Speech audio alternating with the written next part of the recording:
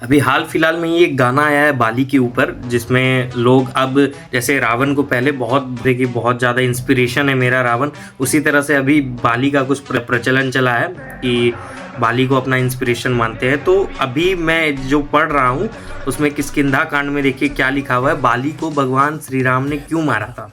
भगवान श्री राम जब बाली को मारते हैं तब उसके बाद बाली कहता है कि मैंने आपको कभी कोई क्षति नहीं पहुंचाई और ना ही कभी आपका अपमान किया, मैंने कभी आपके राज्य पर आक्रमण नहीं किया, अनुचित रीति से मुझ पर प्रहार करके अंततः आपको क्या प्राप्त हुआ।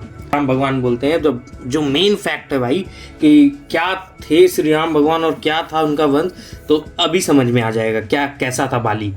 राम ने कहा, तुम्हारे दोष रोपण से ऐसा लगता है कि तुम वास्तव में प्रामाणिक नीति विद्या से अभिज्ञ हो।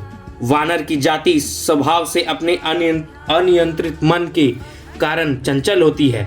चूंकि तुम स्वयं एक वानर हो तथा तुम्हारे परामर्शदाता भी वानर हैं, अतः तुम धर्म को समझ नहीं सकते। यह संपूर्ण पृथ्वी, पर्वतों, वन एवं नदियां सहित इक्ष्वाकु वंश, जिस वंश से भगवान श्री राम है, इक्ष्वाकु वंश के शासन के अधीन है।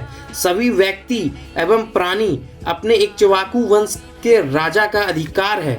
मतलब ऐसा कहना है कि सभी व्यक्ति एवं प्राणी पर इक्ष्वाकु वंश के राजा का अधिकार है।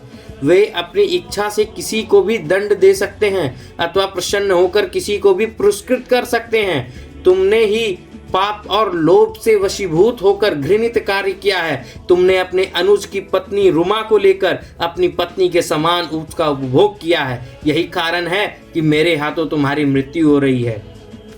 अपने पुत्र वधू, बहन या अनुज की पत्नी के साथ यौन संबंध स्थापित करने वाले के लिए मृत्यु ही उचित दंड है। यदि एक राजा पापी को दंड नहीं देता है तब वह स्वयं पापी बन जाता है। मतलब ये भगवान श्री राम बोल रहे हैं कि अगर मैं एक राजा होता और अपने पापी को, मतलब अपने राज्य में पाप करने वाले व्यक्ति को दंड नहीं देता तो उसका भी भागीदार मैं भी होता।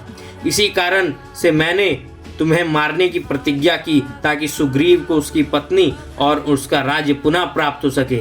इसके अतिरिक्त ऐसा भी है, शिकार करते समय क्षत्रिय गुप्त स्थान से असावधान प्राणियों पर अपने बाण चलाता है। अतः चूंकि तुम एक वानर हो, मेरा ऐसा करने में तनिक भी दोष नहीं। अब इस चीज को, ये वाली लाइन को समझने के लिए आपको क्षत्रिय वंश की मतलब इसको समझना पड़ेगा, उसके बाद ही आप समझ पाइएगा।